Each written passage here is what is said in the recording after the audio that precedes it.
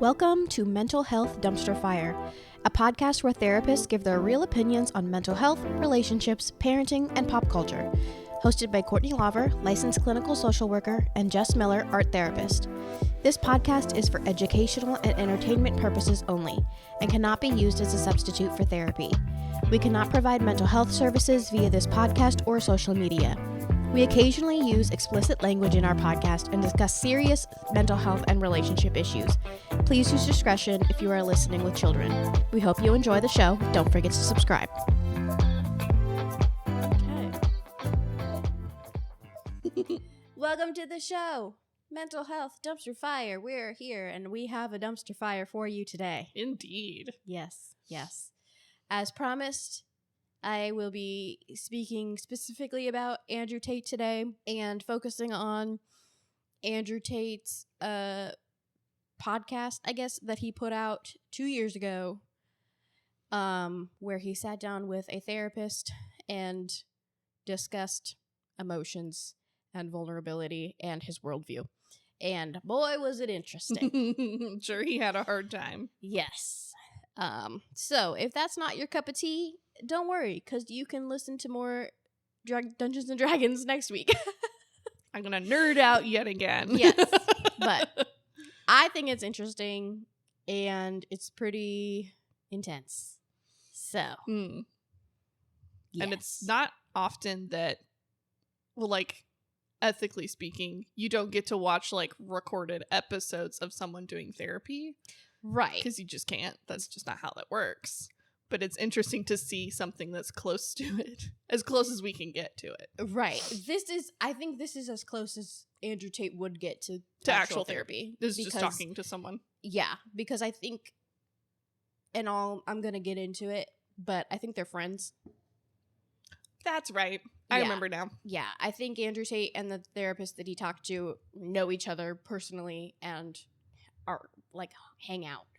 In addition to it being a podcast and a public thing, that's another reason why it's not like a real therapy session, because you don't do therapy with your therapist friends. Right. But it was still very interesting and eye-opening, so I'm excited to talk about it. I wanted to start with kind of a bio of Andrew Tate. Good, because I don't know a whole lot about him. Yeah. Except that he's kind of a dirtbag. That's basically all I know. I don't know anything else. And honestly, I went through some articles, but I think I'm just going to read his Wikipedia page because it's the most concise and organized. Yeah, that's what I did for the What's D&D part of my last episode. So, Andrew Tate's full name is Emery Andrew Tate III. He was named after his father. He is American and British. He was born in America and then spent his teenage years in the UK. Gotcha. He's a social media personality, businessman, and former professional kickboxer who gained notoriety for promoting his various highly controversial positions in the Manosphere, which is what we talked about in my last episode. He has amassed 10.7 million followers on Twitter as of June 2025, and he was the third most Googled person in 2023. And that's kind of when he, 2022, 2023 is when he had his big social media rise. Gotcha. Okay. So he started, well, we'll go all the way to the beginning. He was born December 1st, 1986 in Washington, D.C. His father was a chess international master, and he was in the military, and his mother worked as a catering assistant.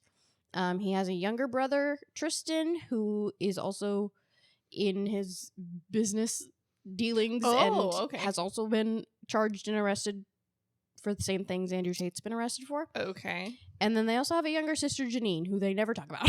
He was raised mostly in Chicago and a city in Indiana that's close to Chicago.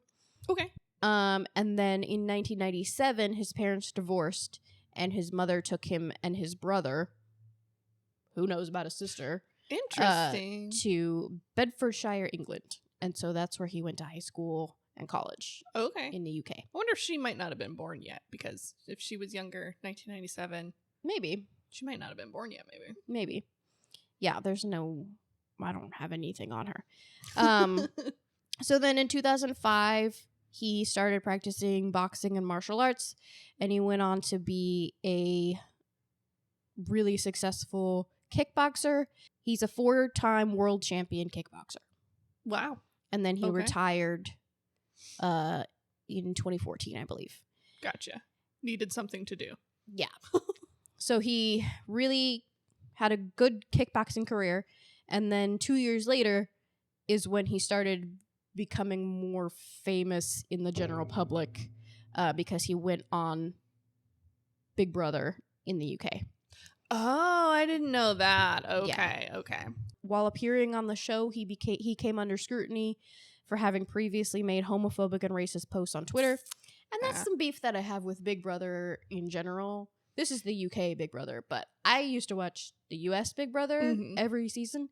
And oh my God, like, it takes 2 seconds to look up these people. And then they keep casting these people, and then as soon as they announce the cast, people look them up, and then they are like, this guy's like super racist and super homophobic. Why did you cast him? And then like 2 days into the show, they're like, oh yeah, whoops, we'll kick him out. It's like, I wonder if they do that on purpose, though, for the hype.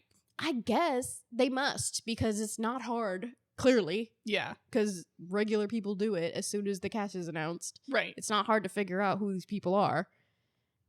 It's pretty clear, or very, very early on, who the dickhead is. But also, I bet it's hard to find people who are willing to go on Big Brother these days, because... Oh, sure, yeah. Who wants to be filmed 24 hours a day? And it's such a notorious show, yeah. too. Yeah. Like, they encourage you to just act as wild as you can, basically. I looked into the application once, and I know they have to put this in every reality TV show contract, but as soon as I saw the part where it was like, you need to be okay with us editing you to humiliate you, to I look was bad, like, yeah. no, I'm not okay. No thanks. So, yeah, not for me. But I used to think I would be good at Big Brother. I wouldn't be. Is it like a game show? I've never watched it before. It's kind of like Survivor. Okay. But they all live in a house together? But you're in a house. Okay. And there's live feeds that you can watch 24 hours a day. Jesus Christ. Yeah. And then it's regular game show stuff. So I used to think I would be good at it, but I know my introverted ass would get in there with like 10 other people and be like, I'm immediately overwhelmed. Yeah. And now I have to talk to people every day, all the time, and strategize. No, I'm gonna take a nap. Yeah, I would just hide in the bathroom the whole time. Yep.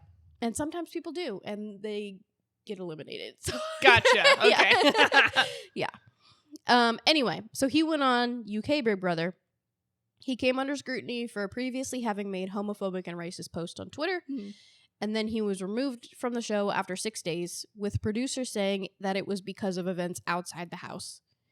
But there was also, and I want to see if this article explains it better. There was an incident when he was in the Big Brother house where there was a video that looked like he was hitting another contestant, a female contestant, with a belt. Jesus. Okay.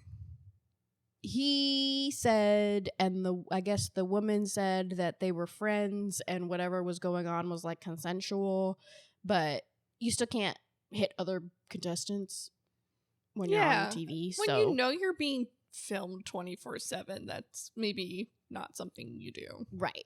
And then it says Vice later reported that Tate was removed because the show's producers became aware of an ongoing police investigation. For rape. Okay, there it is. But no charges were ever filed for that.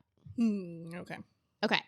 So then he starts going into online things, starting a business online. Yep. Built his reputation on a reality TV show. Right. And then he's going to spin himself off. Right.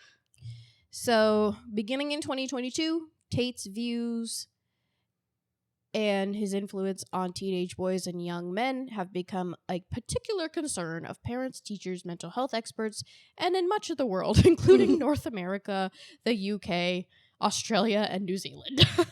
The English-speaking countries. Right. So he offers, in addition to just being on social media and spreading whatever he wanted to spread, he also offered training courses on accumulating wealth and male-female interactions. So he had something called the Hustlers University, a proprietary platform where members paid $50 a month, USD, to receive instructions on ways to make money outside of traditional employment, such as cryptocurrency, copywriting, and e-commerce. Okay.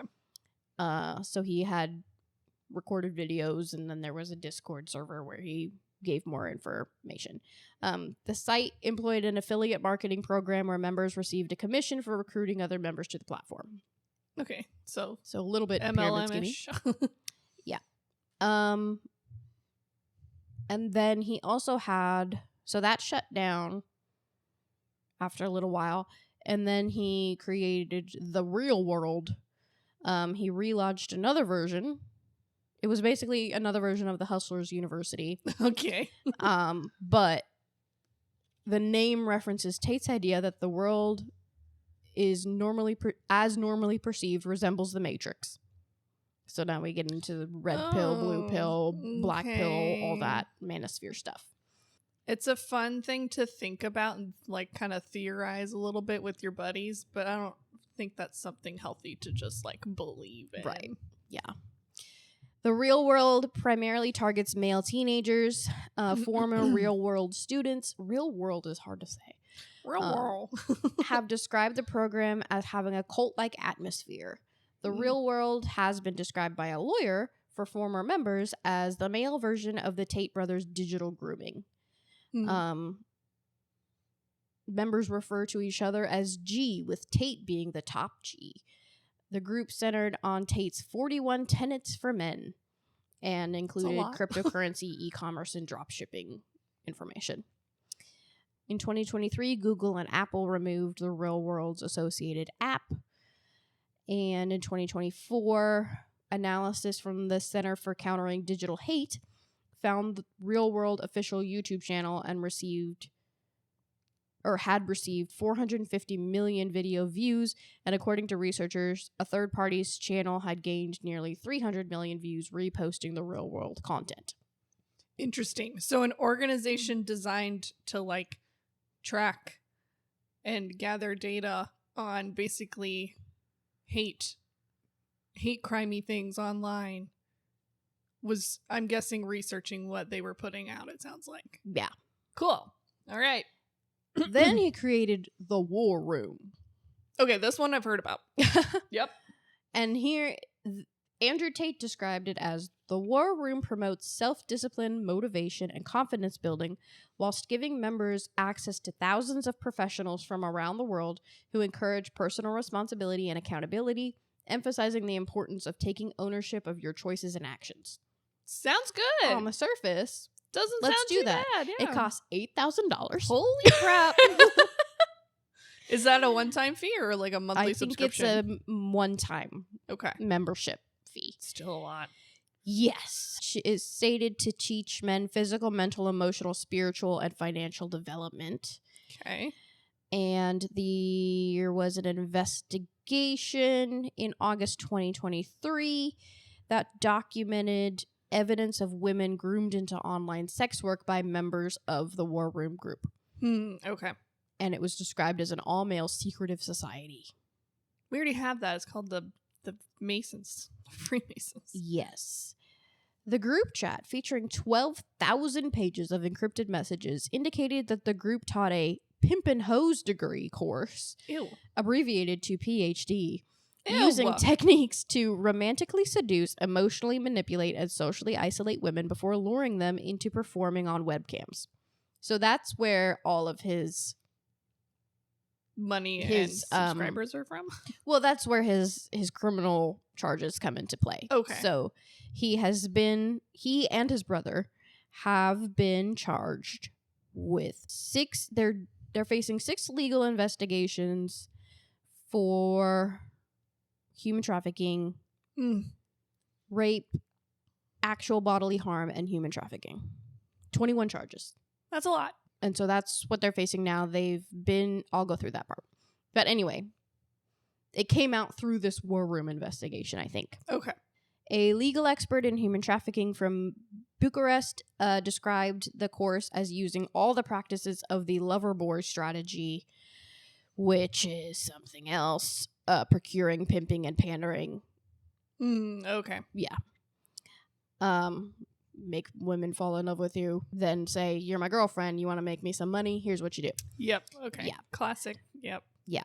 A deleted description of the defunct course on the website that prosecutors in Romania have since used in the case against Tate read, "My job was to meet a girl, go on a few dates, sleep with her, test if she's quality, get her to fall in love with me to where she'd do anything I say, and then get her on a webcam so we could become rich together."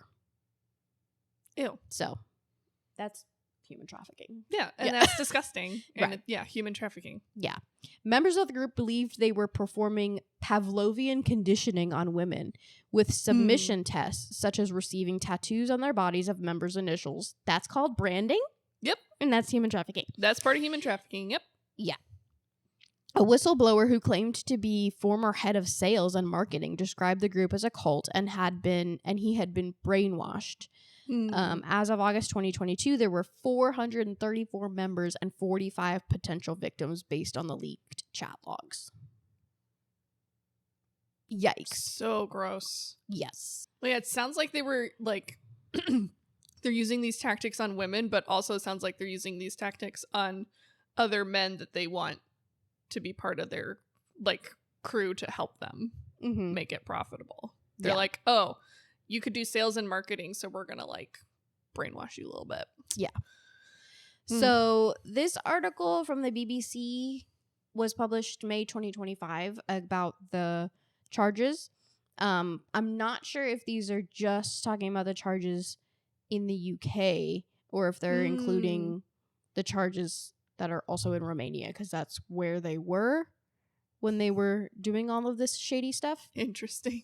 So they're facing charges in multiple countries. Okay. Yikes. Yeah. So it says Andrew Tate faces 10 charges connected to 3 alleged victims, including rape, actual bodily harm, human trafficking, and controlling prostitution for gain. And then his brother faces 11 charges connected to 1 alleged victim. The pair were both born in the US but moved to UK after their parents divorced. Blah, blah, blah, blah, blah. According to the brothers' legal representatives, the UK allegations dated back between 2012 and 2015. At the time of the arrest warrant, the Tates said they categorically reject all charges and were very innocent men. Sure. Yep. You would say that. A Romanian court ruled that they could be extradited to the UK only once the separate proceedings against them in Romania concluded. Yikes. Okay. They were then released from custody. Prosecutors unexpectedly lifted a 2-year travel ban earlier this year, after which the brothers traveled from Romania to the state of Florida by private jet in February 2025. Barf. They returned to Romania in March 2025, telling reporters that innocent men don't run from anything. They literally ran away to Florida in a private jet. But they came back, so that means they're innocent. But you ran away. Anyway, that's the overview of Andrew Tate. What's going on with him Gotcha. now? So right now, he's basically been banned from every social media platform. Yeah, but I he would hope still so. has influence. Right. And I mean, people are inviting him onto their own podcasts. I've seen that. Right. Or their own YouTube channels to chat. So, like, he's not running his own stuff, but he's being invited to come speak.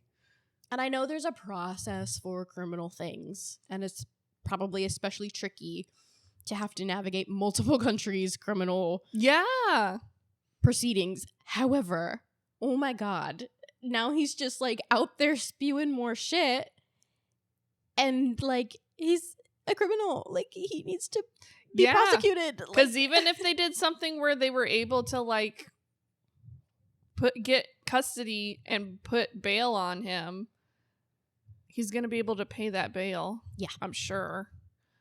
And it's just not. That well, doesn't that's what stop him from the doing thing was. anything. He was in jail for a while, and then they let him go on house arrest in Romania. Mm-hmm. And then they were like, well, I guess you could travel around Romania. Like, you're not on house arrest, but you can't leave Romania. Mm-hmm. And then in February, then they were went like, to Florida. never mind, you can travel. So Yeah. it's like, what? How many palms did they have to grease to get to the point where they were allowed to leave? I don't know. I don't understand. I don't see how that. Yeah. Like, good behavior? I don't know. Like, I don't know. I don't know how the, like, penal system in Romania works. Right. But that sounds sketchy to me. Yeah. Okay, so that's Andrew Tate. Dirtbag. Who he talked to in this therapy session on his podcast in 2023 was David Sutcliffe. So David Sutcliffe, born June 8th, 1969, is a former actor. He's Canadian. He's most known for playing Rory Gilmore's dad on Gilmore Girls. But he also was a detective on a television series called Cracked, which I think was kind of like Criminal Minds. Yeah, it was. I vaguely remember that show. Yeah, I had never heard of it.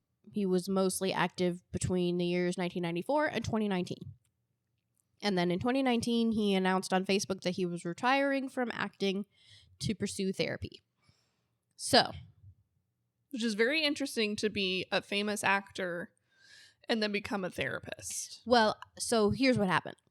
He started learning about this institute called the Radical Aliveness Institute of Southern California while he was still an actor.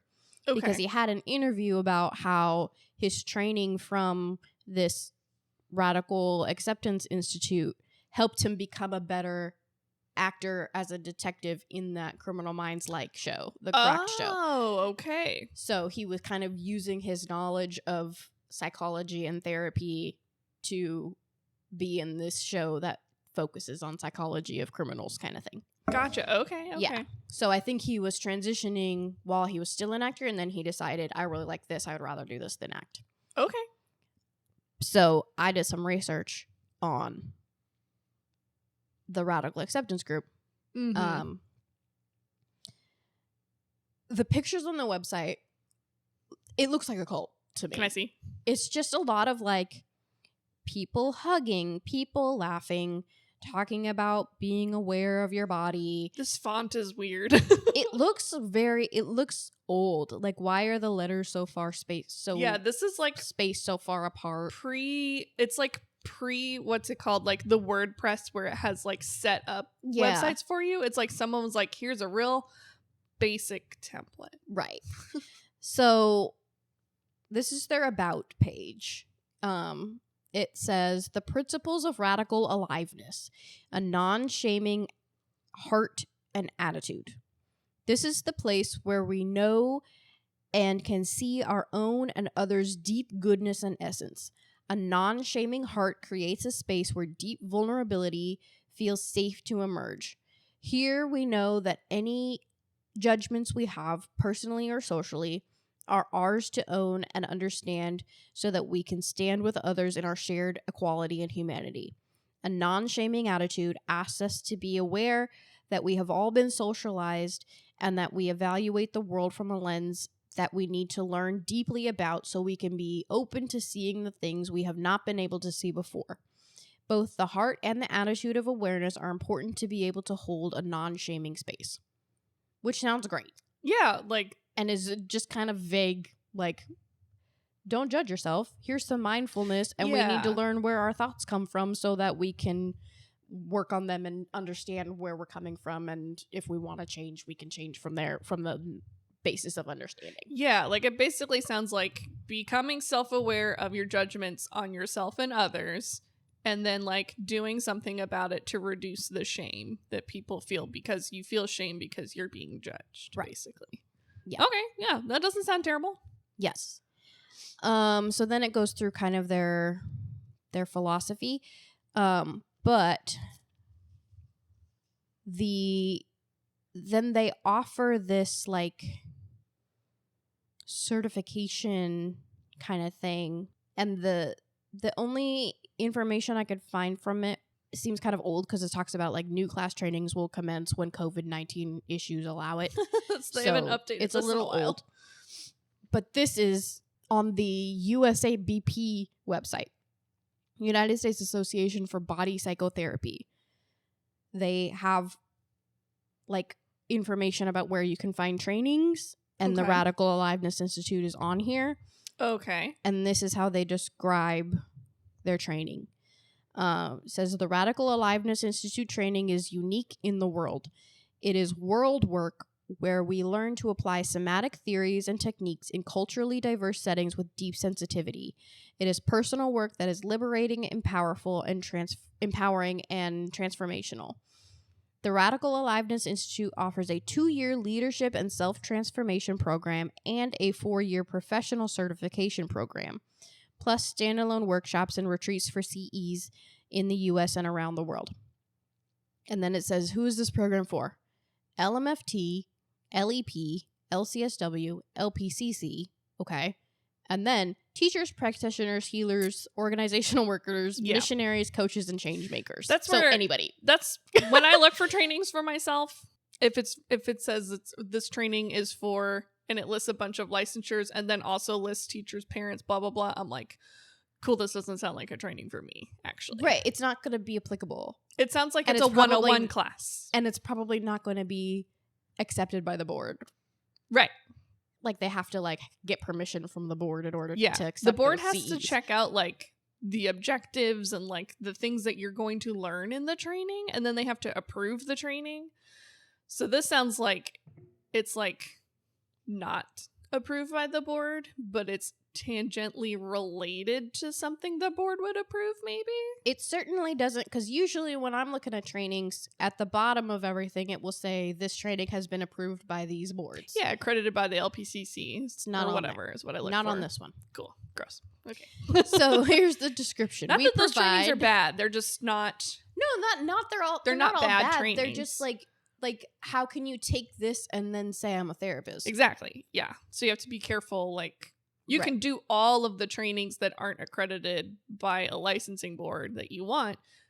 That doesn't make you an expert in somatic psychotherapy or whatever. But then here's the description of the training. Comprehensive training in the Radical Aliveness group process, a cutting-edge technology for group facilitation and participation. Okay. This technique provides a quantum leap in the healing capacity of groups. It fosters the development of individual leadership through group dynamics. It cultivates the ability to be inclusive and collaborative. It furthers the capacity to create healing on the world and social levels. They just keep saying words. It sounds like it's like, here's a training for a method you can use for a group therapy or a group. Yeah, but they're not using technical language. Yeah, they're not using any clinical. They're not calling it therapy. Well, they're not calling it. Oh, they do. They do later. Poop. Yeah. You can't do that. So then it says training in the theories of and practical application of somatic psychotherapy. Teachings in the mind-body theory. We have evolved from the Reichen and core energetics model, and I'll explain core energetics in a minute. I've heard of that. Training in somatic psychology. Core energetics theories and techniques evolved to be held with cultural sensitivity. Radical aliveness techniques for group and individual process. Practical application of somatic techniques for personal, interpersonal, and systemic intervention and healing. So they're being cautious here by saying, like, we're teaching you techniques, and we've adapted these things that were researched, but they're still presenting it as if it's like we're teaching you therapy. Yes, yeah. They are being very tricky with the language. Yeah. And like none of the content of it sounds terrible. It sounds interesting. Yeah. But it's nothing that, I don't know, it's like nothing that a CE board would approve of. Yeah. Right. This unique work is enabled by the qualifications and mastery of a highly experienced faculty. Each member of our foundational faculty has been a leader in the somatic awareness, psychotherapy, complexity, and or healing fields for decades. So it could be anybody. Yeah. They're not therapists that are leading the training. They're just experts in this like method that they've created. So then I looked up the core energetics. Again, the picture on the website is a group of people smiling and standing very close to each other, hugging kind of thing. Okay. It says core values and guiding principles of core energetics: embodied grounded presence, accountability / self-responsibility, authentic self-expression, promote and honor diversity, practice inclusion, and engage with respect. Those are just general things that anybody could do. Yep. Core energetics was developed in the early 1970s by the late John Pierrakos, MD. He had been a mentee of Wilhelm Reich and later founded Bioenergetics with Alexander Lowen. Don't know any of those names. After meeting Eva Broach, a gifted channel of the Pathwork lecturers, who later became his wife, he integrated the spiritual concepts of the pathwork with the body psychotherapy techniques of bioenergetics, and core energetics was born. Core energetics, which bridges body psychotherapy and spirituality, is based on 3 tenets. 1, that an individual is a psychosomatic unity. 2, that healing lies within. And 3, that all of life moves toward creative evolution. In his book, Core Energetics, John said, "Every part of the human person, from the structure of the body to the clarity of perception, is modeled by internal energy. This life force energy, of which we are molded, is meant to flow freely and pulsate with aliveness. The experience of this free and natural pulsation is one of pleasure and presence." What does that mean? I don't know. This guy's from the 70s, so I'm thinking someone went on some kind of psychedelic trip, came up with their new framework for their spirituality, and then made it into a therapy model. Right. Or tried to. That's what it sounds like to me. Somatic therapy is very big right now. Like, people are very It is, and there's a lot of scientific experiencing work. A lot of scientific research to back it up now. Right. That we didn't have before. So it sounds like it's a bunch of people who are taking those concepts and putting in some spirituality, but almost in a culty way. Yeah. It's like they're taking those hot topic phrases like somatic and body and psychotherapy. Yeah. And they're putting it through the lens of their like spiritual beliefs and trying to pass it off as like a therapy model. Right. But it's not. So that's where David Sutcliffe got his therapy education. Yeah. So he's not licensed as can anything. See. The letters that he uses after his name are... if we don't recognize them, then they're likely not. A somatic practitioner in core energetics is like CCEP or something like that. Yeah, so it's just the letters after his name are just about this very specific. Right. Okay. Yeah. Yeah. So now David Sutcliffe is all into this core energetics work. Okay. And his big thing is taking on masculinity and helping men to be better partners and embrace their masculinity through being vulnerable and sharing emotions and discovering where all your wounds are from. And your wounds are from your parents, and we need to learn through that. Okay. Which all sounds great, but also he's like really misogynistic. And it's super David Sutcliffe is? Yes. It's super hard because you're going when we're watching this therapy that he does, he's so good. Like, he's like very much like encouraging Andrew Tate to be vulnerable and open up and just like feel something and stop intellectualizing all these things.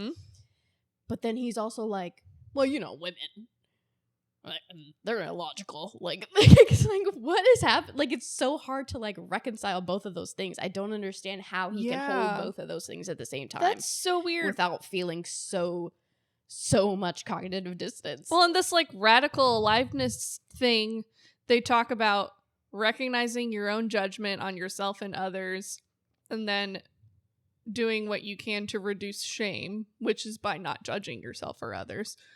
So, but then he says stuff like that. Right. So he's not practicing what he preaches. It's weird. Yeah. It's so bizarre. I don't understand. Like, he is a weird kind of grifter kind of thing. Because how he got in trouble. This is hurting my head a little bit. In 2021, David Sutcliffe tweeted,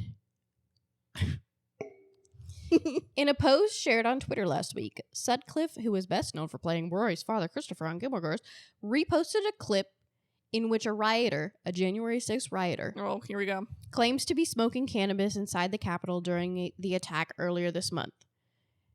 Sutcliffe tweeted, "There are rumors circulating that I stormed the Capitol. Not true, though I would have been proud to share a smoke with this great patriot."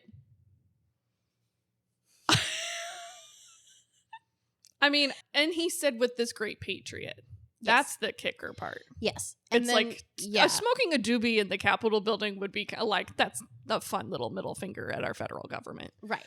And then later he was like, I was kidding. But it is not the first time Sutcliffe has recently shown support for Donald Trump, retweeting posts in recent weeks suggesting that the president was being silenced after being banned from Twitter.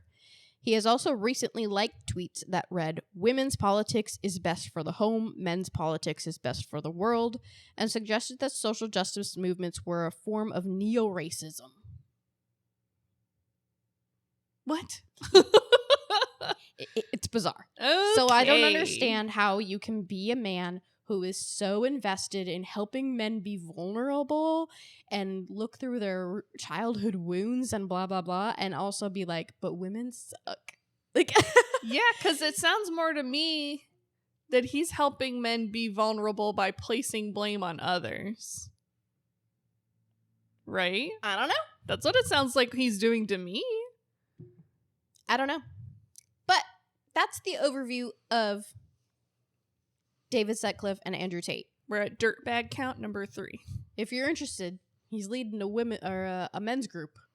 Yeah, not a women's group. No, not a women's group, but he's leading a men's group. A men's retreat where you can learn how to be masculine and vulnerable. I bet it's $8,000. Yeah, I bet it's a lot of money. Let's see if I click this register button, what happens. $1,500. That's still a lot. It's a lot. Okay. Sorry, cookies. Those are going to be weird ads later. Okay, so in August 2023, Andrew Tate and David Sutcliffe sit down on Andrew Tate's channel to do therapy. They talk for over 2 hours. And I watched the recap via a psychologist. The channel name is Psychology in Seattle. And Frasier? He was amazing. This guy is awesome. I am going to watch every single one of his videos. His name is Dr. Kirk Honda. He's a PsyD LMFT. He's been working as a psychotherapist since 1996 and a professor since 1998. Dang, dude. And he's been on YouTube since 2008. So all right. He's been there for a while. Yes. And are his so videos good? All like recaps of things? It's a mix. It's a lot of reaction. So it's a lot. He watches like every episode of Love is Blind. He watches every episode of Couples Therapy and reacts to all of it. And then he also just has like instructional videos about like different disorders and mental illness and violence and sounds like our general psychology things. Yeah. He's so cool and he's so good at reacting to things. The downside is his videos are super short. They're like 20 minutes. So his reaction to this over 2 hour long video is 8 parts. Oh, it's not cut down. Yeah. So it was 8 separate videos. And I had to just be like, oh my God, can we just put it all in one? Anyway, it's fine. I love him. He's my new favorite guy. So we're going to go through this therapy session that he had with David Sutcliffe through the lens of Dr. Kirk. Because we gotta put some distance. I just like here.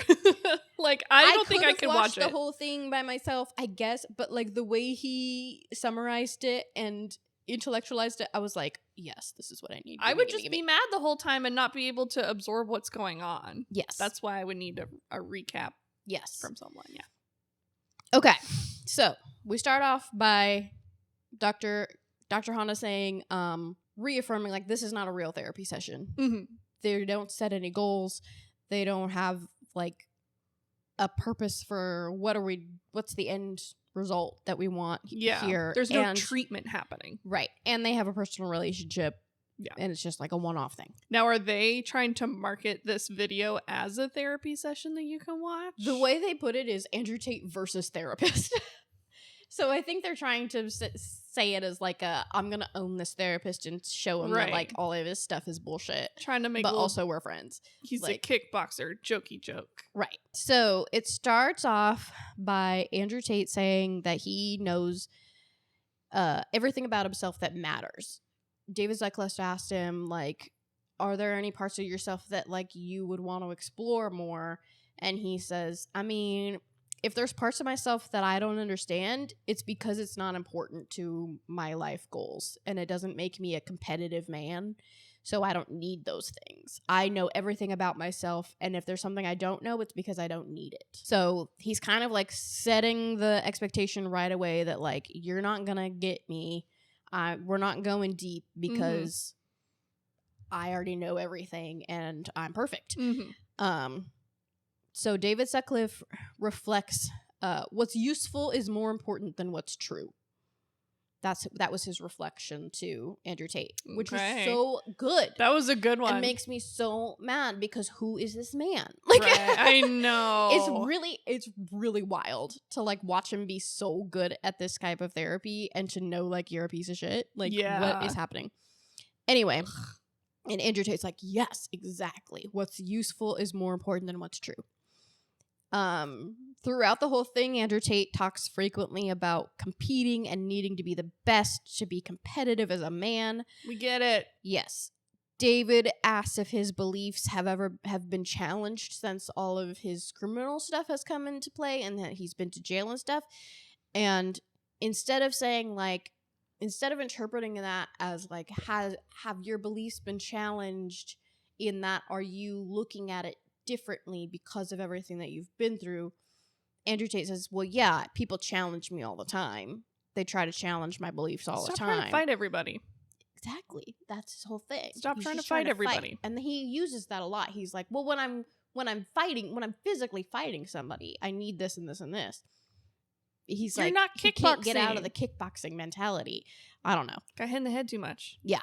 So then Dr. Honda talks about like why might someone like Andrew Tate come to therapy, because with all of his extensive experience as a therapist, he has worked with like narcissists and psychopaths and abusers and and he's a man, so men are more likely to seek him out if they have those beliefs because they trust him more. And he's a man that has those same kind of beliefs, like maybe not as extreme, but Dr. Honda?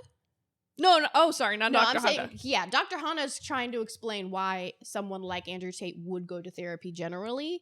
Oh, and he has I see. had clients who are narcissists and psychopaths. Okay. So he has like some understanding about like why they would come to therapy. Gotcha. And he said that a lot of times they come to therapy because even though they feel like I have everything figured out, everything's perfect, people still aren't reacting to me the way I think they should be. And so I need you to tell me how to interact with these people so that they can see how great I am. Yeah. And how I don't have any flaws. And it's still kind of their underlying trauma is still bubbling up and hurting them somehow. They just don't recognize that that's what it is, because every time something happens where they have to acknowledge that they have needs that need to be met, that is too much for them. Weakness. And it feels like weakness, so they don't know how to handle it. So that's why a lot of them end up going to therapy to kind of work through that. And then Dr. Honda says that early in life, people who present similarly to Andrew Tate were abused or neglected and learned that they need to not rely on people and they need to have control over everything. If their childhood was chaos, they need to have control because they didn't have control in childhood. So now I need to be in control of everything. And then they have very rigid rules. They have very rigid beliefs in order to control and compensate for the lack of control that they had in childhood. And then it's difficult for them to have relationships and actually genuinely connect with people because that requires that you acknowledge that you don't have everything. Right. And that you're not in complete control, and you have to give your partner some control in the relationship as well in order for it to go well. Right. So when narcissists get divorced, it's like their whole world falls apart. Yeah. Because now this other person is acknowledging that, like, no, I need to have some say in this relationship as well. Yep. David Sutcliffe says to Andrew Tate that anger is often a mask for sadness or fear, or a secondary emotion where, like, maybe you felt hurt and then because of that you felt angry. Yeah. And he asked Andrew Tate to kind of ponder that, to be like, because he keeps saying that he was so angry when he was in jail, and he kind of rejects that, and he says that he didn't have time to feel pain while he was in jail because people were relying on him. Like, he had all of these employees and women and baby mamas and their kids who, like, were relying on him and he just, like, had to take care of business. Everybody needed him, so he didn't have time to be upset about his situation. He just had to get through it. Okay. But he's still saying he was angry the whole time. He was in jail. Yeah, he said, if I felt anything, it was anger, but I really didn't have time to feel that because I just needed to get shit done. Interesting. Yeah. Okay. And that's kind of how he approaches everything. Like, he doesn't have time to feel anything because he's got business to do. He's got to buy 40 more cars. He's like, got to push it away. Right. Push it further down. Exactly.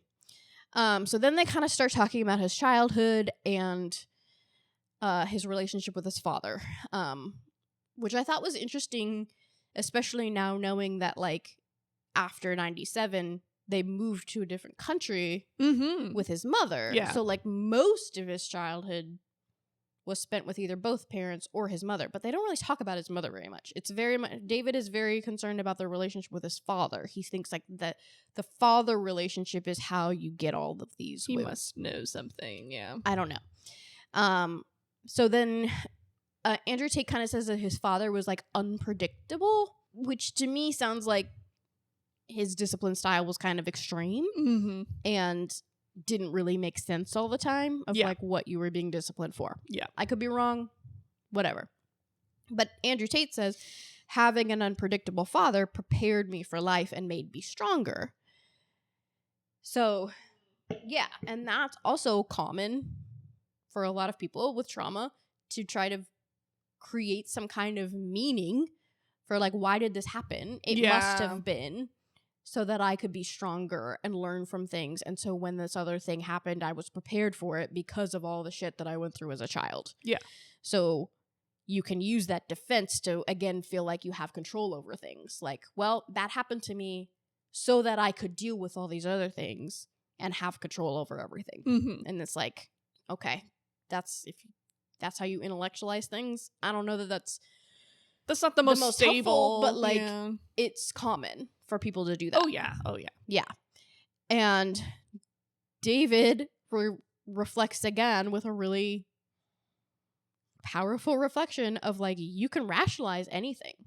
Like, you can anything that happens to you, you can turn it into a logical thing. And Andrew Tate's like, yeah, logic is how I deal with life. Like, logic is everything.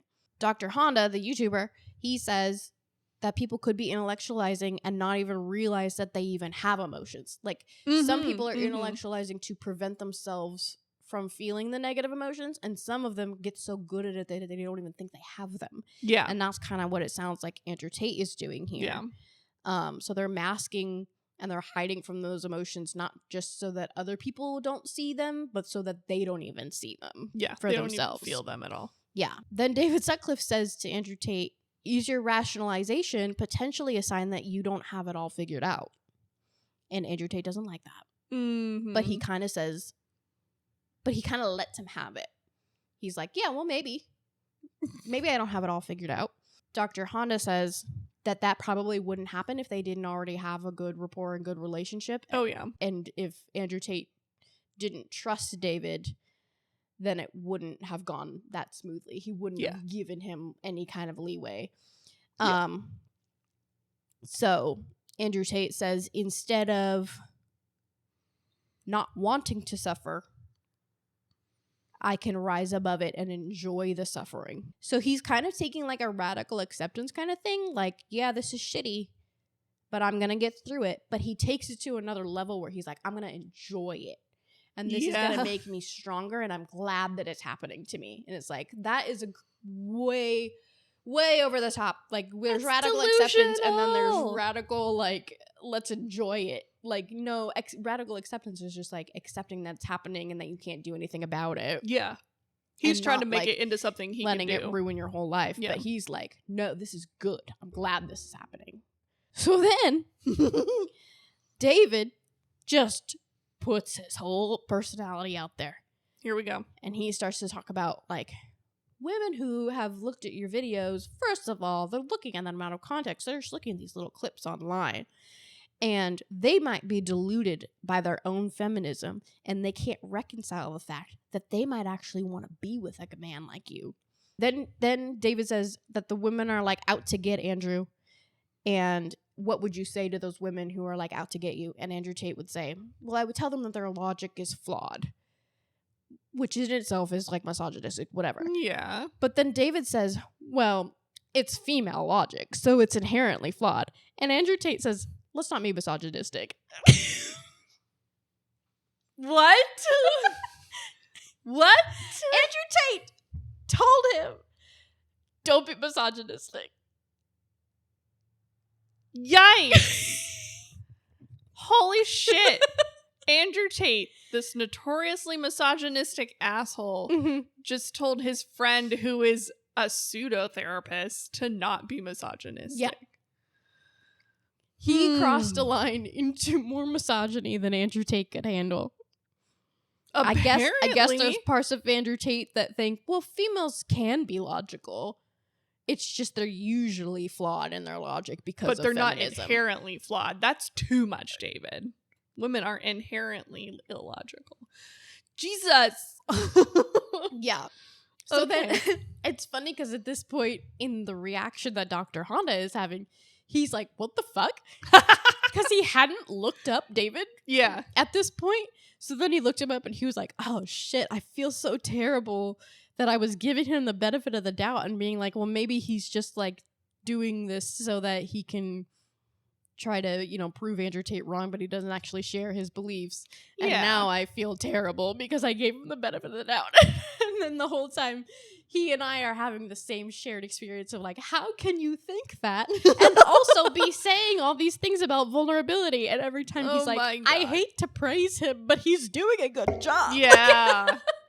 Oh, it's crazy. God. Yeah.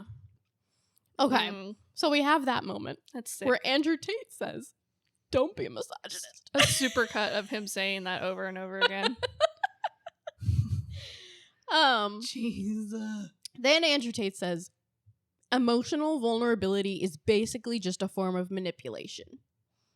And if you're crying, it's because you want somebody to comfort you and have sympathy for you. And part of his webcam scheme was not just like having these women do sexual content on webcams. It was also like cry and tell these men that you have some kind of sob story and you need money to manipulate them into giving you money. Whoa. So he uses that. He uses as emotional manipulation. Right. Yeah. Okay. Andrew Tate says, if a girl cried in front of me, she's trying to get a reaction out of me. And when a man cries in front of his wife, he's trying to get sympathy out of her. But Dr. Honda says, and this is just true, like, yeah, that's why it's such a natural thing for people to cry. First thing people learn when they're babies, right? Is that you cry until you get the thing you need. It's an evolutionary response. It's just like needing to go to the bathroom. Like you just have. If you're emotional, you show it. You cry so that you can get your needs met. Yeah. But Andrew Tate doesn't want to acknowledge that he has needs. So being emotional would be manipulation because he doesn't have any needs that need to be met. Yeah. I don't think that's true. Yeah. Also, crying makes a biochemical reaction happen in your brain, and so crying is good for you. Right. It's a release. Right. And having sympathy is how you survive. Like, we need connection Yeah, in order to survive. So being able to have somebody have sympathy for you and give sympathy to other people is a strength in humans so that we can survive and help each other. Yeah. Like, we have to do that. Yeah. Anyway. It's not you versus the world. Yeah. Even though it feels like it. Yeah. Then Dr. Honda talks about how Andrew Tate is not the problem, but a product of the problem. And that our society is inherently misogynistic, and that it teaches boys the things that Andrew Tate is preaching, and Andrew Tate is just the figurehead who goes out and teaches it. He's the megaphone. And then people like him because he's not afraid to share his things, because society kind of teaches boys the two extremes. They teach them the misogynistic things, and then they also say, but don't be like that. Right. So then they get confused, and when Andrew Tate is like being very certain and rigid and saying like, no, we're going the misogynistic way, the boys are like, cool. Yeah. Now I have like clear direction. Yeah. And so not to like have empathy for Andrew Tate, but also like he's not like the whole problem. Like we could get rid of Andrew Tate. He can go to jail, but we'd still have the same problem. Someone else would do it. Society wouldn't be fixed. And it sucks that like there's people out there who are like, no, he didn't do it. Andrew Tate's not misogynist, blah, blah, blah. Like they're still going to be there. Yeah. Even if he gets put in jail for years and years. Yeah. Okay. So then we're reaching the end of the therapy session. David asks Andrew what it would be like for him to try to be vulnerable and just sit with his feelings. He says, like, I've noticed this whole time you've been rationalizing, blah, blah, blah. Mm-hmm. And what would it be like if you just sat here and connected with me? And Andrew Tate was like, there would be no purpose for that. And so then David, with my newfound knowledge on this Radical Aliveness Institute, says, maybe you're judging yourself for having emotions, and when you see others having emotions, you project that judgment onto them. Yeah. Which is very astute, but also you got it from this culty place. Yeah. Like, culty place, and also you took what was good about the culty stuff and made it not good. Yeah. Andrew Tate continues to talk about like vulnerability as like crying. Yeah. So he's like, you would get sympathy from me by explaining to me what happened to you in a calm and rational manner, not by manipulating me by crying. And so David says, well, does vulnerability have to just mean crying? Like, what if vulnerability was also just like admitting that you had weaknesses? Right. And Andrew Tate says, oh yeah, I'll admit that I have weaknesses. I'll do that right now. David says, cool, do it. And then he says, well, that's funny because I can't really think of any. Yeah. I don't actually have any weaknesses. He doesn't believe that he has any weaknesses. He'll say, oh yeah, I have weaknesses, but he can't point any of them out because he doesn't actually believe that. Right. And he says, well, every time I perceive something as a weakness, I just overcome it, and then it's not a weakness anymore. So, like, I would be fine telling you my weaknesses if I had any, but I actually don't have any. Because I beat them all. Right. Then Andrew Tate kind of slips up and admits that he may have wanted to have more time with his father as a child. And when David kind of tries to go deeper into that, he's like, no. I see you. I see you trying to get deep with me. I'm not going to do it. Andrew Tate says, my father sacrificed his marriage with my mother to ensure that he raised us boys the way he thought was correct. Which is interesting because they went and lived with his mother. Yeah. So this is what I'm assuming is going on with his parents. There was parenting differences. Mm-hmm. One was probably more extreme one way, one was more extreme the other way. Yeah. And that's what sacrificing his marriage meant. Right. Was choosing to parent the way he wanted to. Right. He needed to be superior. And if he needed to sacrifice his marriage in order to do that, that was fine. To get that control. Yes. Then he starts to talk about, I guess he has a lot of kids. Andrew Tate does. Yes. Because he sleeps with a lot of ladies. And he talks about how in order for his sons, does he have daughters? I don't know. But he only talks about his son. Yeah.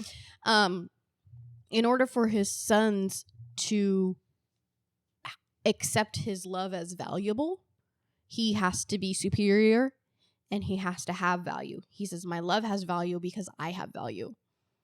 And so that's why he has to work all the time, because people are depending on him. If he's not the perfect specimen, then his love doesn't mean anything. So that tells me that's how his dad raised them. Possibly. Or he planted that seed, and his experiences throughout life as a kickboxer or whatever have he learned that somewhere. proven has somehow given him more evidence that that's the case. So that's why he has to work hard all the time, because otherwise, if he's not a valuable man, a superior man, the best man, his love is not worth anything. Which is interesting. That is interesting. Yes. Because I don't think he practices that very much. Well, he focuses on the superiority and the perfection and the wealth and the flash. Yeah. And kind of thinks that's all he needs. And then the last part, I think I talked about it last time, was the therapist, David, trying to have him practice being present in the moment. He says, like, it's hard for you to stay present. He says, I lose you in the thoughts while you're sharing your worldview, and I can't feel you in that. You're just saying these things and you're rationalizing things, but I can't feel who you are. Right. And then he says, just stay in this feeling and, like, just feel your feelings. And Andrew Tate gets very uncomfortable, and he's like, well, okay, I'll explain to you how I'm feeling. He's like, no, don't tell me how you're feeling. Just feel it. Like, just be here. You don't have to say anything. You don't have to share anything. Just be here. And he couldn't do it. It was very hard. Yeah. He's like, don't go off with the thoughts. Don't use words. Just see what happens. And he kind of sits there for like a few seconds, and then he starts talking again. And David says, like, well, did it feel good for those few seconds that you did it? And he's like, yeah, sure. All right, well, thanks. And then he reaches his hand out, and he's like, we're done. He didn't like it. Right. So he didn't like being vulnerable. Right.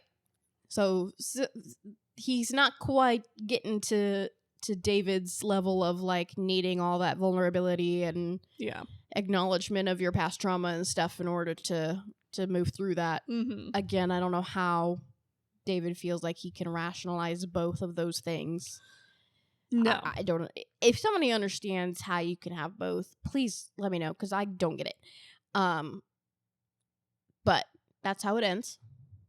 And I would highly recommend watching anything by Psychology in Seattle, but particularly this from August 2023, because it was so good and it was so interesting. And just hearing, I mean, I feel like I was, like, learning how to be a better therapist through Dr. Honda's explanation of what was happening. He was like, well, if I was watching this as a supervisor, here's what the feedback I would give. And I was like, okay.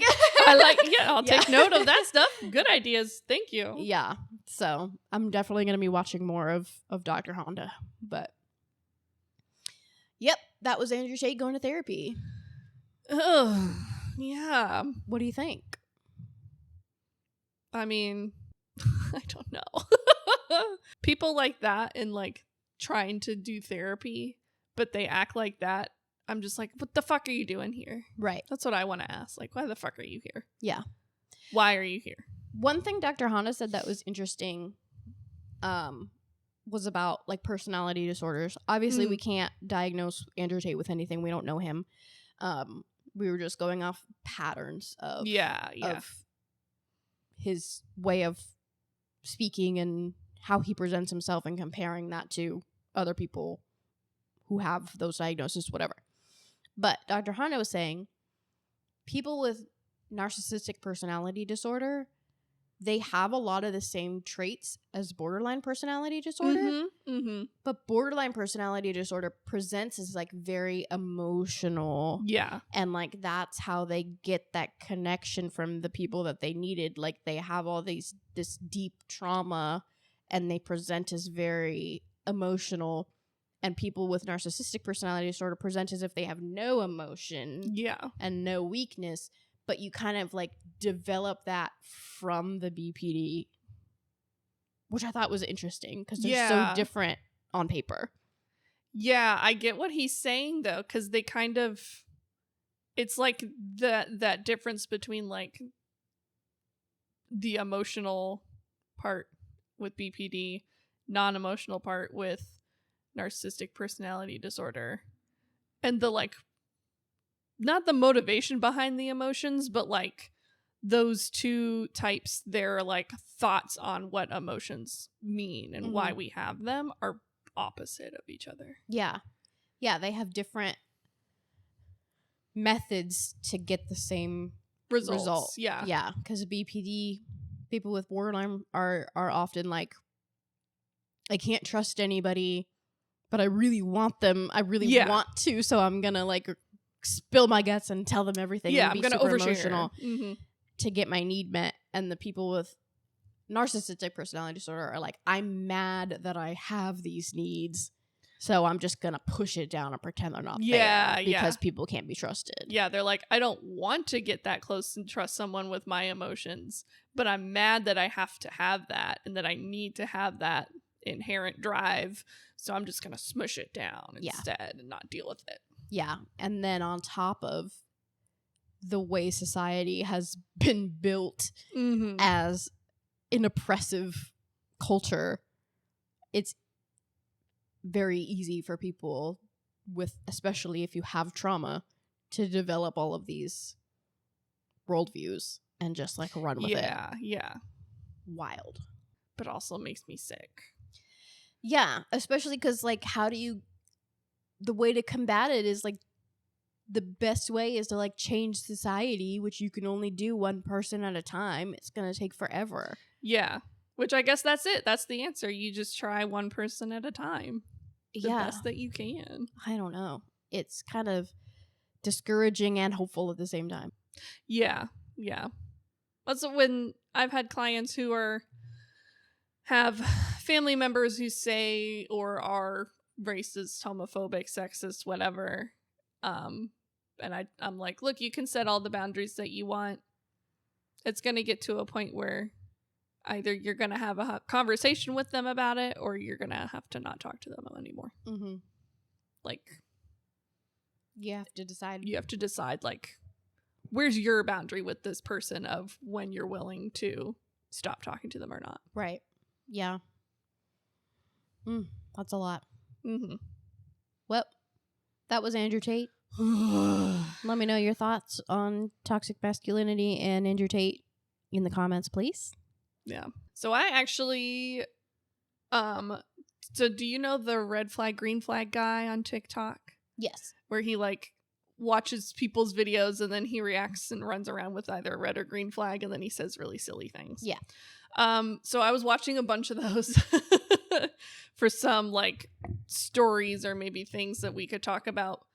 But then I just got on Reddit and I was like looking for posts other people have made, or like, what are red flags that you overlooked and wish you didn't now that you know better and stuff like that.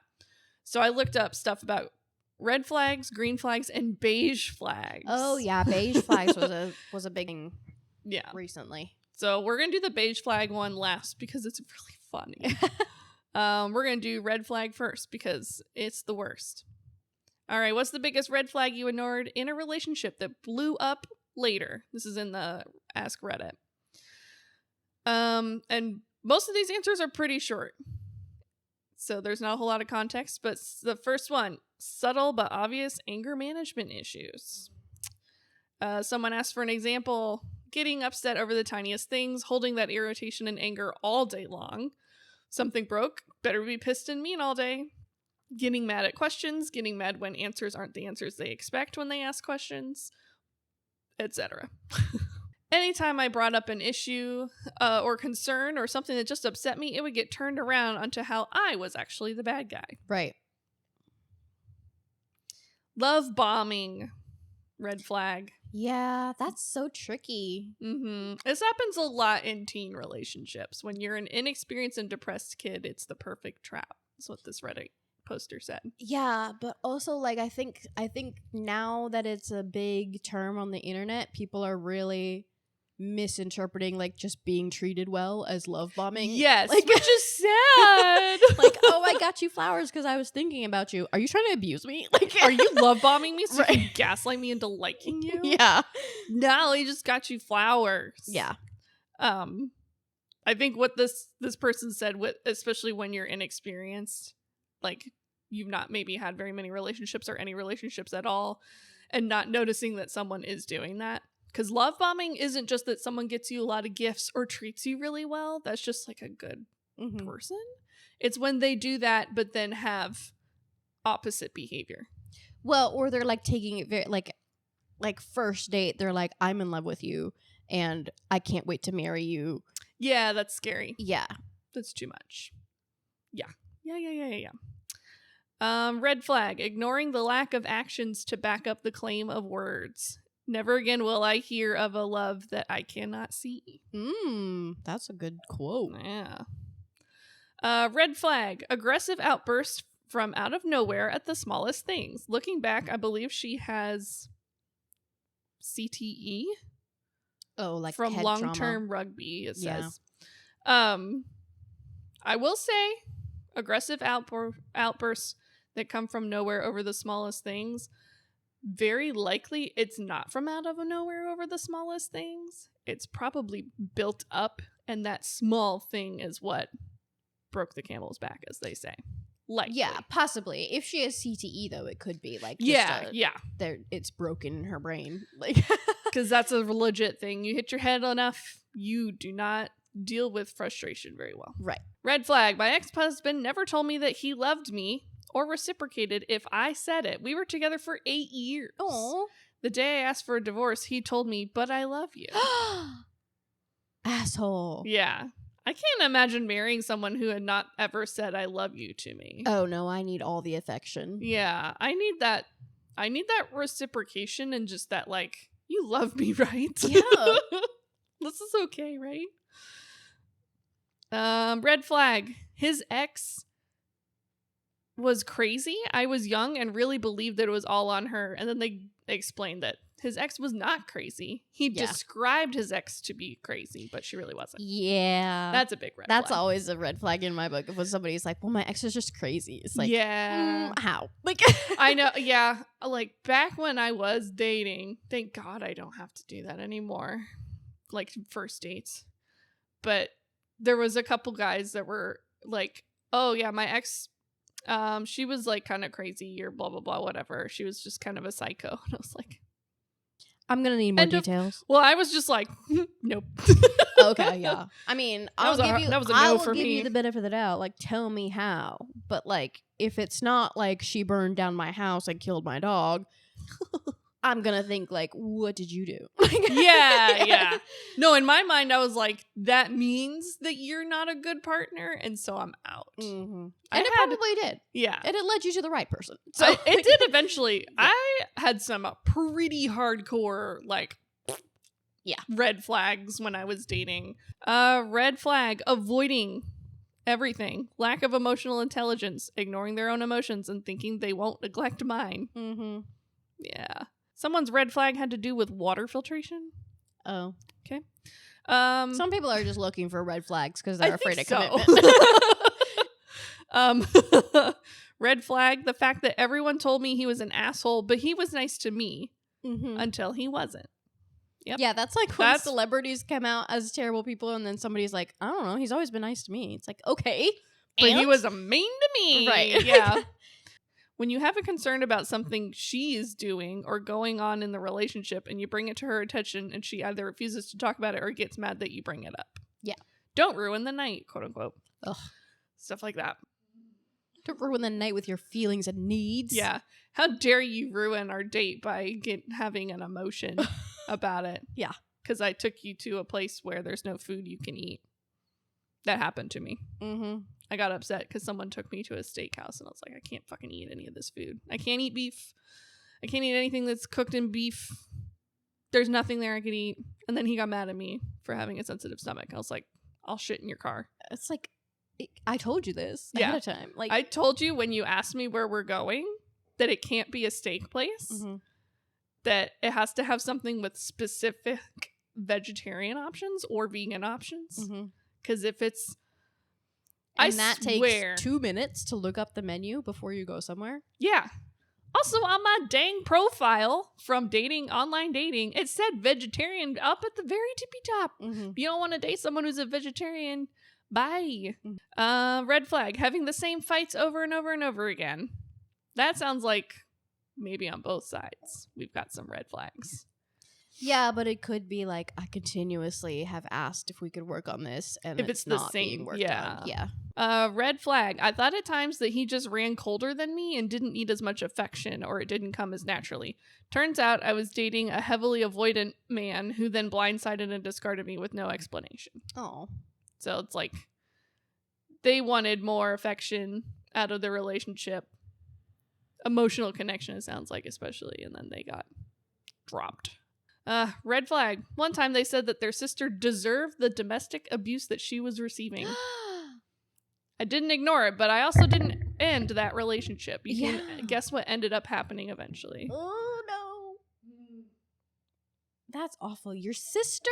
Yeah, that's pretty bad. You should be going over there and beating that guy's ass. They said their sister deserved the domestic abuse she was receiving. No one deserves that. No one deserves to be abused. No. A lot of avoiding things. Like, so many of these are just avoidance. Well, they should talk to David. He's all about confronting things. But does he actually confront things in his own life? He confronts everything but misogyny. Right. I don't know him. He just is misogynist. Yeah. Red flag. Someone saying the way you feel about your body and not eating alongside the arguments with your mom is so boring to me. So they were being vulnerable and wanting to talk about some body image stuff, it sounds like, and maybe getting into a fight with their mom over it. And they told them they don't want to hear it because it's so boring. That's so rude. Yeah.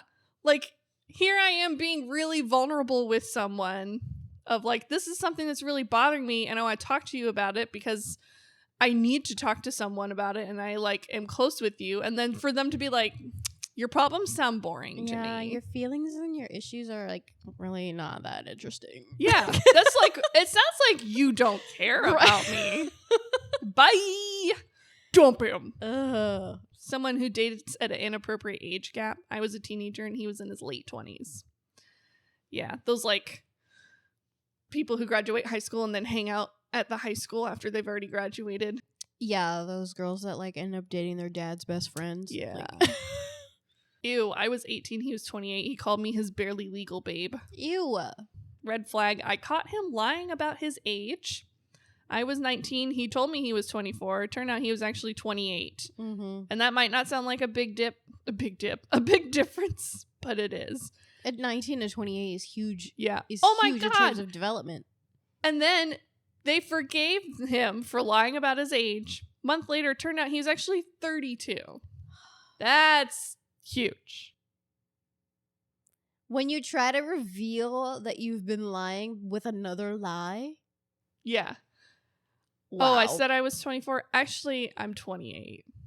Because that's not as bad as 32, which is my actual What's age. your end goal? She's gonna find out eventually. I know. Like why are you dating them? Yeah. What is going on? Red flag. Never taking responsibility for their own faults and gaslighting me by saying it never actually happened. I hate that. Ooh, flirting and talking in a cute voice with someone else and then telling me they don't remember it happening. I hate that excuse of like someone saying, hey, you did this thing or you said this thing and it kind of bothered me. Can we talk about it? And then the other person just being like, I don't actually remember doing that at all. So we don't need to talk about it because I don't remember it happening. It did and it affected me, so we're going to talk about it. Yeah. It's like just because you don't remember saying it, I remember you said it because it negatively impacted me. It made me feel bad. Right. It's the same. I mean, not exactly the same, but it's similar to like being like, well, I didn't mean it that way. The way that you interpreted it, I didn't mean it. It's right. Like, okay, well, just say sorry because your impact. Yeah. Or like people who apologize, like, I'm sorry that the thing I did made you upset. Right. It's like, that's not an apology. Mm-hmm. That's not an apology. Oh, someone saying, I'm afraid I'm going to hurt you. Translation, I'm absolutely going to hurt you. I'm just pretending right now like I might not, because I want to trick you into thinking I have the ability to care about others aside from myself. Red flag, her brother telling me, dude, you don't want to marry my sister, trust me. So their sibling telling them like, hey, you don't want to do that. She's a bad guy. Like, yikes. Never admitting that they're wrong. Yeah. Even when they are. Trigger or content warning for suicidal ideation talk. In our first conversation, they said they were suicidal, but maybe I could make them happy. I spent the next dozen years walking on eggshells because they constantly threatened suicide, and it was my responsibility to rescue them. Yeah. When then things get hard, they're like, well, I'll just die, I guess. Yeah. Then one day they disappeared, divorced me over text, and moved to another state. So they got... Oh my God. They got used and dumped. That's awful. With that kind of manipulation. I'm sorry that happened. Ugh. All right, let's do something else. Let's do green flags. All right, let's do some green flags. This is under insightful questions. Sure. What's the biggest green flag you've experienced in a relationship? When faced in an argument, he would remind me that it's us versus the issue, not me versus him. Yeah. That's a good one. My husband has so many, but my favorite is when he sees someone is getting talked over in conversation, he always brings it back to them. This really showed up during Zoom calls during quarantine. I love that. Yeah. His female coworkers would get cut off all the time, and he would say, I think Erica had a good point. What were you saying, Erica? And bring it back to her. Fuck, I love him. That's so thoughtful. That is very thoughtful, especially because they're not like making it a big deal too. You know, it's like that subtle correcting. Right, and they're making it so that the person doesn't have to do it themselves. Like right. They're being a support, like they're saying like, I got your back, I see you. Yeah. I have a friend who does that because I have ADHD. I've got some impulse control issues, especially with conversations, because I gotta say it or I'll forget about it. Mm-hmm. And I know that, and so I'm always like, and then I'll hyper focus on the thing that I want to say, and I'll say it when there's a pause and they're not even talking about it anymore. But I absolutely hate being interrupted, especially if I'm interrupted and it's unrelated to what I'm already talking about. Sure. And there was, like, in a friend group, there was someone who would, like, always interrupt me and change the topic. I felt like it was all the time, but it probably wasn't. And then I had another friend who would notice me getting pissed off and would bring it back to what I was talking about. And I was like, I'm sorry that that you feel like you have to do that. Like... I'm so sorry, but thank you so much at the same time, because I would explode if I couldn't get that out. Absolutely explode. Green flag. He gets so excited about my crafts. I like to crochet, and he listens and pays attention when I show him the projects I'm making. That's a big one, because you can get excited about someone making crafts, but listening and paying attention when they talk about the crafts that they're making, that's huge. Yeah. Not everyone does that. Yeah. He cares about my friends because I care about my friends. He prioritizes spending time with me and makes sure that I know I'm important to him. I could go on, but we're about to have a movie night. Green flag. He's always trying to help people, not just me. Green flag. I can cry and not feel like less of a man for doing so. I've never been able to be vulnerable in a relationship. My girlfriend does that for me, and it means the world. Aww. Green flag. Someone who does not blame every narcissistic crazy ex for the failure of every past relationship. Obviously, I don't want to hear that he got dumped because he was a cheater, abuser, or addict, but a man who doesn't place all the blame on his exes is a green flag for me. Yeah. Green flag. When my fiance and I first got together, I drank too much wine and got sick. I was so embarrassed and begged for him to leave.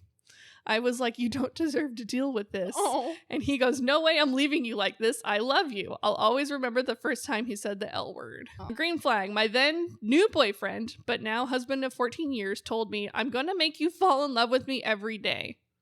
Now, if I heard that, I would be like, see, I don't want to be in a romantic 90s rom-com with you. Well, yeah. I need some more context. Yeah, like... Are we saying this after we've already said it? We love each other? Yeah, I can see it being a green flag if they're like, I'm gonna put in effort every single day. Yeah. My little non-committal ass is like, meow, I don't know, go away, I don't like you. Green flag, the freedom to know that if I ever ask a question, I will get an actual honest answer and not one that has been crafted to protect my feelings. Mm-hmm. So if I say, does this make me look fat? Yes, honey, but it makes you look like a bloated elephant. LOL, we're laughing. Like it's okay.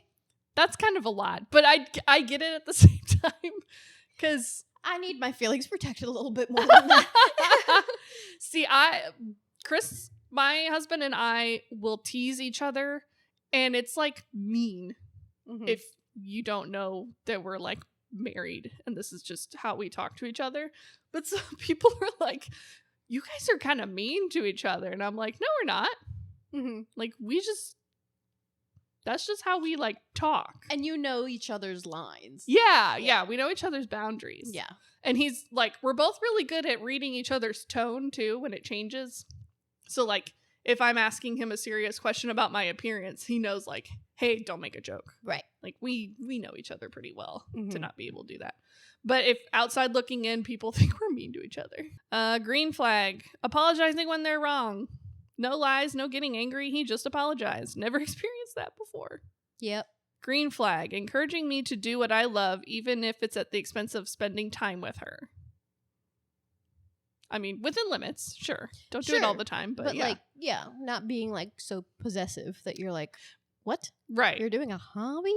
Yeah. You could be with me. You want to go play Magic the Gathering with your friends without me, even though I have no interest in playing Magic the Gathering at all? Green flag, when the relationship just feels effortless.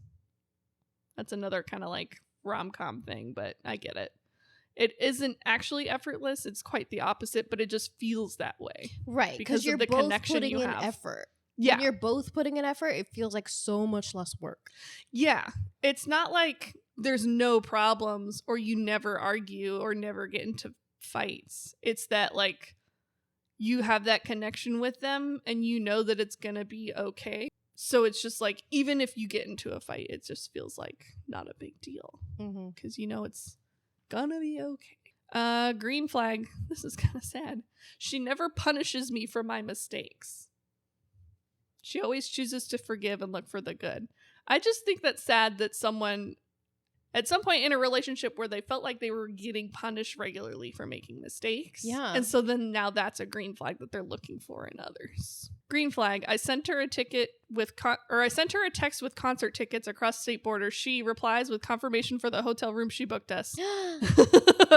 I know from personal experience. Yeah. That's good.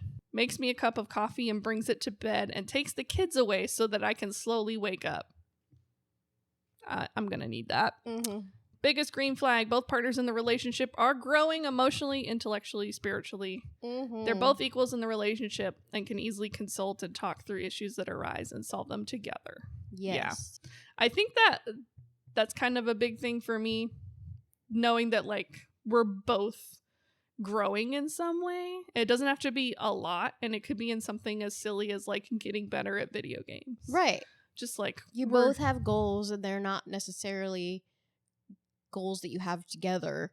Yeah, like we have our own separate things that we're getting some growth in. That is important. It's so boring if you don't. Boring. What are you doing? Yeah. So boring. Laughing at the same stuff. Yeah, having a same sense of humor is huge. It's so important. Because, yeah, I have a dark and sarcastic sense of humor. Me too. And if my partner didn't, I would be like, I just can't say anything. Yeah. Like, I can't date someone who's like a sunshine and lollipops kind of humor. Like the dad pun stuff. I'm like, give me a break. I do like those too, but some of them are funny. Yeah. Some of them are funny, but yeah, I like my dark humor too much. Loving and nurturing with animals. Yeah.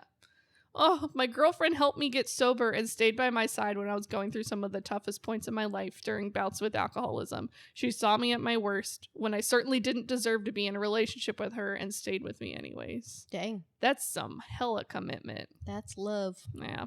The way they treat people with less status, money, etc. than themselves. Doesn't matter if they're employees who work for them, janitors, homeless, whatever. Yeah. Yeah, that's something that I always kind of like with just people in general, not even people that I'm dating, but like green flag for people that I want near me are people who treat service workers well and with respect. And I don't mean like tipping generously. I mean, you treat them like a person and you talk to them that way. So like if your order comes back incorrectly, you don't just tell them this is wrong and then don't tell them anything else. You say, hey, I ordered the salad with cranberries, but there's no cranberries. Like, can you help me out? Like, bring me some on the side or something. I'll just toss them in my salad. Yeah. That is way kinder than saying, this is wrong. And then expecting to be given the world for it. Fuck off. Fuck off with that attitude. I went through a drive-through with my partner once, and I was driving. So we got to the speaker, and the employee was like, hi, how are you today? And I was like, good, thanks. And then they were like, what can I get for you? And then when we were done ordering, I drove forward. He was like, you didn't ask them how they were doing. They asked you how you were doing and you didn't ask back. That's so mean. He said, I always ask them how they're doing. Oh, that's sweet. I mean, yeah. My partner does that too. When we go through the drive-thru, he's so nice, period, to service workers. He's a chef. Right. He gets it. He gets it more hardcore than probably anyone else I know. But in a drive-thru, if someone, like, sometimes when we go to the Scooter's coffee place, they're like, hi, how are you? What would you like to order? Like, they don't even wait for you to respond. And he's like, I'm doing great. How are you? Like, he's forcing them to have that conversation before he puts in the order. Yeah. And I'm like, they're probably some Gen Z kid who couldn't care either way, but I appreciate the effort. My mindset had always like, they just want to get it done. Like, they have a timer going. Like, yeah, they're like, I gotta make a drink and get your credit card payment in under 2 minutes. Yeah. But at the same time, like, I really appreciate that you do that every time, no matter who is at the window. Yeah. And then every now and then there'll be someone that was like, it just like cheers them up enough that they're like, how's your day? Where are you guys going? Yeah. And it's like, just be genuinely nice to people. God. Don't treat people like they're always there to give you something. Yeah. Or to serve you, even though it's called service industry. It's fucking crazy. Anyway. A green flag. My standoffish cat adored him. Yes. That's always a big one. That is a green flag if your cat approves. Yep.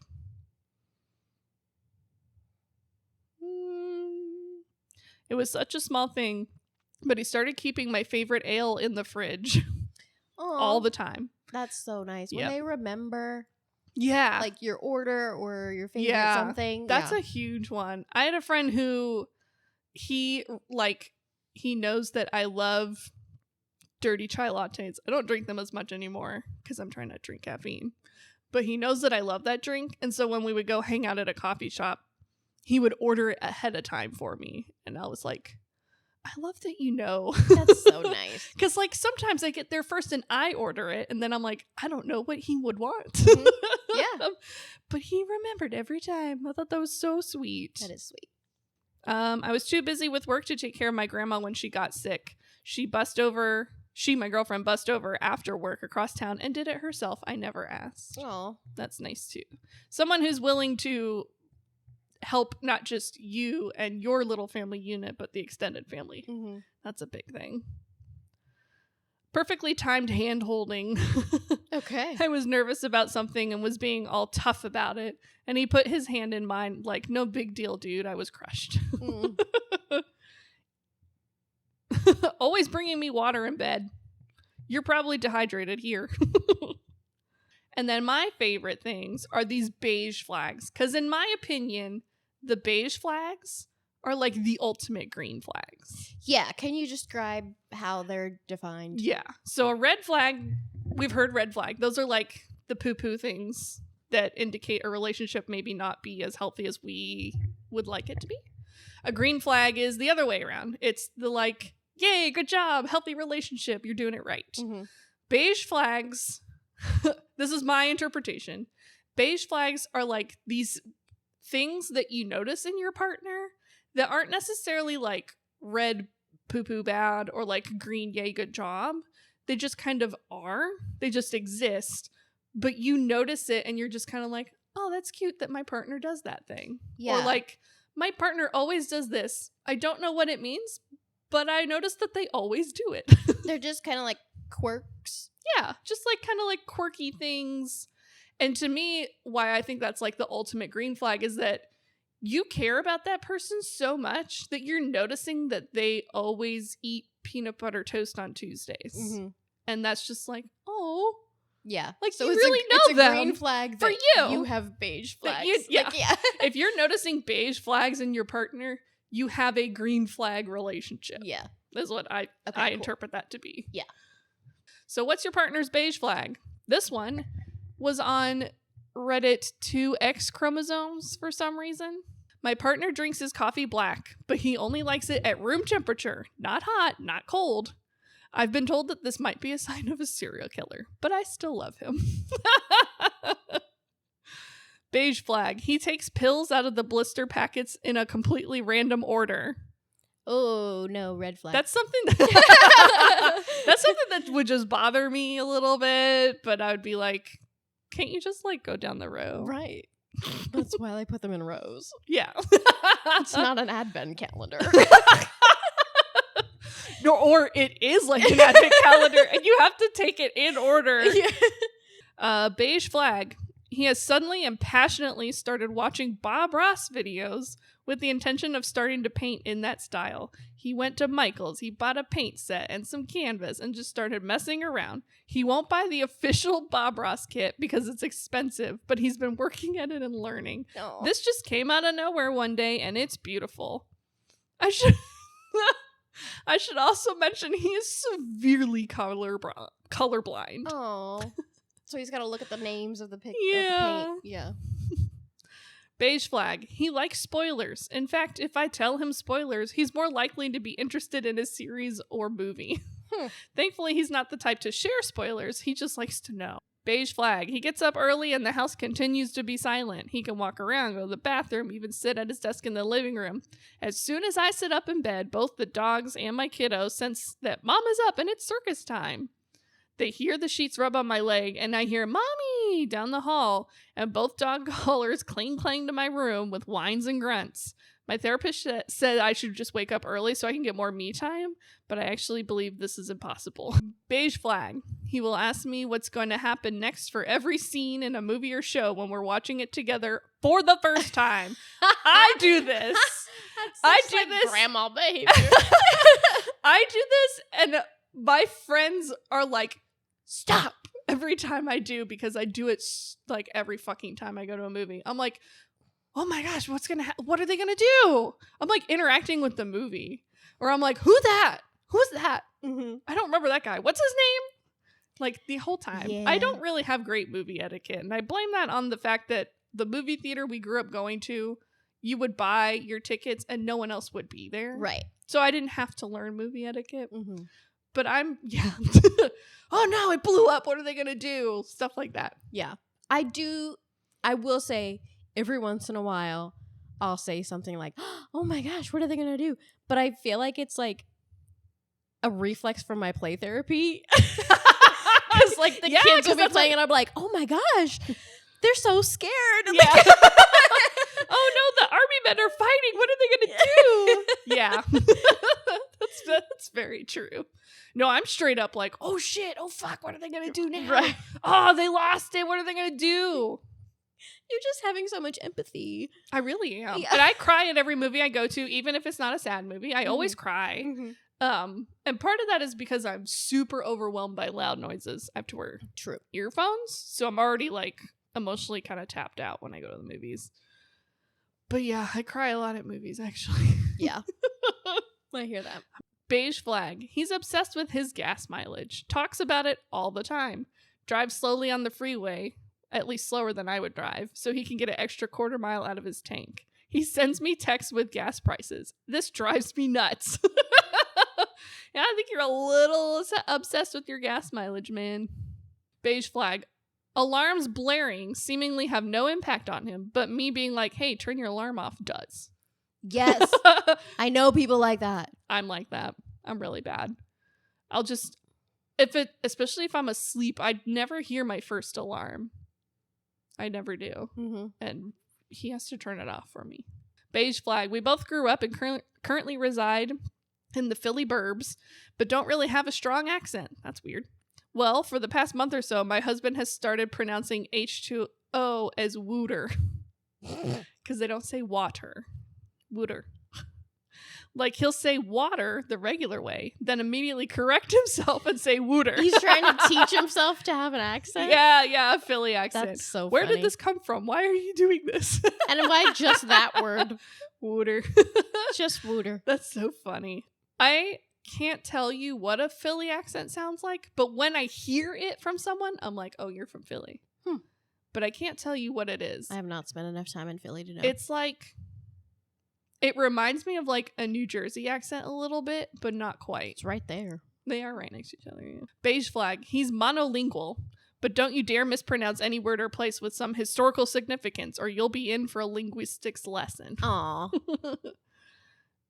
Beige flag. My boyfriend likes to read. There's always a book or two on the go, but when he stops reading, he doesn't mark the page or leave the book upside down or use a bookmark or take a note of the chapter or anything. He just closes the book. So when he picks up reading again, it takes him like 10 solid minutes to find where he was. That's so frustrating. That's such How can you live like behavior. that? That's so, because at first when I was reading it, I was like, oh, maybe he just like maybe he looks at the page number and remembers. No, he just straight up is like, where was I? For 10 minutes. No. I don't know how you live like that. No. Especially if you read all the time. Are you a bookmark, a doggy ear page, or a flipper? I'm a bookmark unless it's like I'm only going to be gone for a second and then I'll flip. Oh, okay. Or I'll do like if it's a hardback, I'll use the dust protector, jacket? as a bookmark. I am mean to my books. I break the spine if I need to. I fold the front half of the book around the other half of the book so I can just hold it in one hand. And I doggy ear the pages and I flip the book. I never use a bookmark. I just got actually these really cute bookmarks that make it look like there's a little mushroom or a little plant I love a growing cute out. bookmark. I use that because it's cute. But if I can't find one of those around, it gets flipped or doggy-eared. Oh, I'll use anything as a bookmark. Yeah, I'm mean to my books. Yeah, like candy wrappers, receipts, just like random shit. It's like a time capsule. Yeah. Beige flag. My husband will kiss me all over my face, but add a few extra ones on one cheek and then tell me, you're lopsided now. Aw, that's cute. When she pronounces hash browns, instead of putting the emphasis on hash, she puts it on browns. Hash browns. That's someone commented. That's so funny. I just sat here for a whole minute going, hash browns. You have to do it. We call it echolocation in our house, but we will just like, one of us will say a phrase that we've been repeating a lot lately. I stim with vocal stim a lot. And so we'll be like in our heads, I haven't heard from him in a minute. I'm going to scream a phrase out and hope he can hear me and repeats it back. And we just do that every now and then in the house. I like that. Yeah, I would say that's probably a beige flag. He's super smart, but he believes a lot of really weird old wives' tales when it comes to medicine. There are things he learned from his mom, so it's not super surprising, but he generally defers to me when it comes to stuff like this. That's so funny. You have to give us examples. Okay, earache, Vicks on a cotton ball in your ear. I've done that before. Congestion, put Vicks on your feet. Snoring is what causes neck pain if you wake up with a crick in your neck. That's not true. Gas, food poisoning, diarrhea, acid reflux, Pepto for it all. Yeah. Yeah, that's what my family does.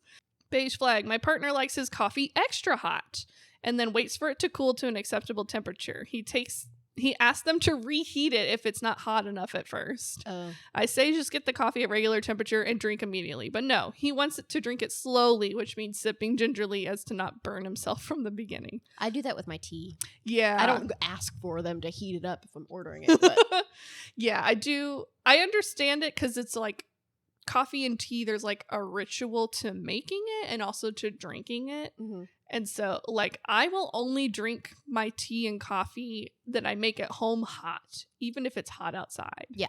I brought a hot drink today. Yeah. And then if we're ordering something from somewhere quick, I get it iced. And then I'm like, I don't care if it's not hot enough or too hot or whatever. Yeah. But when I'm making it for myself, I make it the exact temperature I want with the exact everything that I want. And it's hot. And then if it gets cold, I microwave it. Yep, me too. Mm-hmm. Beige flag. The hanger is real with my partner. Whenever we go out, I always pack a couple. Oh. Granola bars. Hangry. Oh, hanger. Not hanger. Okay. Hanger. You know what? Fair. It's hanger? Mm-hmm. Okay, like hungry, angry is real. Whenever we go out, I always packed a couple of granola bars just to make sure there are snacks when we need them. We should always have snacks. I know, I always have snacks. Beige flag. He will not leave the TV remotes on the arm of the couch. They always end up on the console or the dining table. That just makes sense to me. Takes full bites out of Kit Kats instead of breaking them apart. Nope. Red flag. He always gets his sausage gravy on the side instead of on his biscuits, even at home.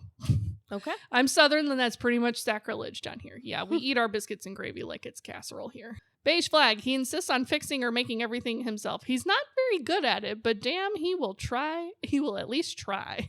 I like that. Puts buffalo wing sauce on spaghetti and ketchup on everything else. Sounds like he doesn't know how to cook. Yeah, sounds like a child. Yeah. Yeah, exactly. When we make sunny side up eggs, he cuts off and eats all the whites and then eats the yolk in one big bite like a gusher. Oh. Ooh, I don't like thinking of eggs as gushers. I don't do that at all. I like my yolk to be mixed in with my food. Yeah, me too. Beige flag. My husband wears his at-home clothes until they are literally in tatters. He comes from a poor background, so I understand to an extent that it's normal to him, and these clothes are totally fine to wear at home, but they aren't. Mm-hmm. He's generally very financially responsible, which is the greenest of green flags for me. It's just one of the things he pushes to the absolute extreme point of frugality. I don't quite understand why. Beige flag. My husband drinks directly from the tap/faucet. Like any tap in the house or outside the house. He will not get a glass for the water. He'll just... Oh, I thought he was talking even... about just like, you don't care if it's filtered water. I thought so too. He will even do it from the kitchen sink tap where there are pots soaking immediately below. It just baffles me. So he's like turning the faucet on and then drinking the water. Just get every a cup, time dude. instead of getting a cup. Just get a cup. I did that a lot when I was a kid, but it's because I couldn't reach the cups. Mm-hmm. That tells me he's not getting enough water. Yeah, I think he needs a water bottle. There's no way he's meeting his water intake. Beige flag. My husband doesn't cut his sandwiches at all. When I bring it up, he says my teeth cut it. It's true. Mine meows? No, he's not a cat. He's a human person. He just likes to randomly meow. Most of the time, it's not a very good meow because he doesn't sound like a cat. He just sounds like a human imitating a cat. Okay. Beige flag. He loves TV and watches a ton of it, mostly by himself because I don't really watch a lot. I recommended a few shows to him that are not really in his wheelhouse. He's more into superheroes and aliens. And each time he drags his feet about watching them. When he finally does watch them, he ends up loving them. Mm-hmm. Yep. And their examples were Schitt's Creek and What We Do in the Shadows. Yeah. Which are great, great shows. Thanks for sharing all the flags. Yes. All the colors of flags. Beige and red and green. Yeah. I don't know what other flags there are. Yeah. If you don't feel like talking about Andrew Tate in the comments, tell us some green flags of people you know, beige flags of people you know, red flags if you feel like it, but, you know, whatever you want. It can be good stuff. You don't always have to send us bad negative stories. And as always, tell us what you would like us to talk about in future episodes. Like, subscribe, share, and join us again next week. Bye. Goodbye.